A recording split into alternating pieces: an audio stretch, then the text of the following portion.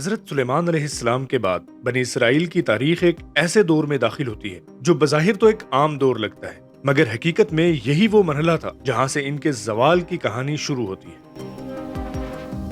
ایک عظیم سلطنت جو کبھی ڈسپلن، انصاف اور حکمت کی مثال تھی، آہستہ آہستہ اندر سے کھوکھلی ہونے لگتی ہے، اختلافات جنم لیتے ہیں، قیادت کمزور ہو جاتی ہے اور وہ قوم جو کبھی متحد تھی دو حصوں میں تقسیم ہو جاتی ہے۔ ایک طرف اسرائیل کی ریاست قائم ہوتی ہے، جبکہ دوسری طرف یہودا کی سلطنت وجود میں آتی ہے۔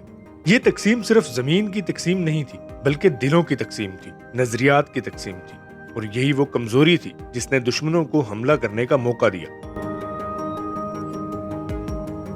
وقت گزرتا گیا اور پھر تاریخ ایک خطرناک موڑ لیتی ہے۔ شمالی سلطنت یعنی اسرائیل بیرونی حملوں کا شکار ہو جاتی ہے۔ آشوری یعنی ایشیرینز پوری طاقت کے ساتھ حملہ کرتے ہیں، شہر تباہ کر دیے جاتے ہیں اور ہزاروں لوگ قیدی بنا کر لے جائے جاتے ہیں۔ یہ وہ لمحہ تھا جب بنی اسرائیل کا ایک بڑا حصہ تاریخ سے تقریباً غائب ہو جاتا ہے۔ انہیں لاسٹ ٹرائبز آف اسرائیل کہا جانے لگا، کیونکہ وہ دوبارہ کبھی اپنی اصل حالت میں واپس نہیں آ سکے۔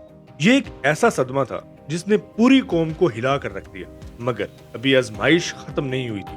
چند سال بعد ایک اور طوفان آنے والا تھا، اور اس بار نشانہ تھا یہودا۔ بابلی سلطنت جس کی قیادت نیبوکڈ نظر کر رہا تھا، پوری طاقت کے ساتھ یروشلم پر حملہ آور ہوتی ہے۔ شہر کو گھیر لیا جاتا ہے، خوراک ختم ہو جاتی ہے، لوگ بھوک اور خوف کے عالم میں زندہ رہنے کی کوشش کرتے ہیں۔ پھر وہ لمحہ آتا ہے جب شہر کی دیواریں ٹوٹ جاتی ہیں، دشمن اندر داخل ہو جاتا ہے، اور وہ مقدس شہر جو کبھی عبادت اور سکون کی علامت تھا، تباہی کا منظر پیش کرنے لگتا ہے۔ ہیکل سلیمانی جو بنی اسرائیل کے ایمان اور شناخت کی علامت تھی، جلا دی جاتی ہے۔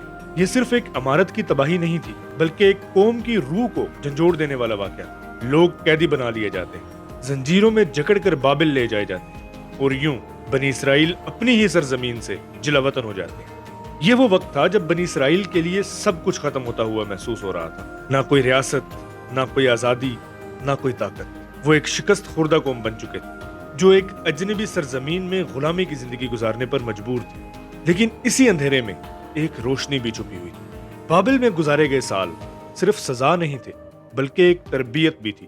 یہاں انہوں نے اپنی غلطیوں پر غور کیا، اپنے اعمال کا جائزہ لیا، اور آہستہ آہستہ اپنے روحانی حالت کو بہتر بنانا شروع کیا۔ ان کے اندر دوبارہ ایمان کی چنگاری جلنے لگی، اور وہ سمجھنے لگے کہ اصل طاقت صرف سلطنت یا فوج میں نہیں ہے، بلکہ اصولوں اور اطاعت میں ہوتی ہے۔ پھر وقت بدلتا ہے اور تاریخ ایک نیا باب کھولتی ہے۔ فارسی سلطنت ابھرتی ہے، یعنی پرشین امپائر۔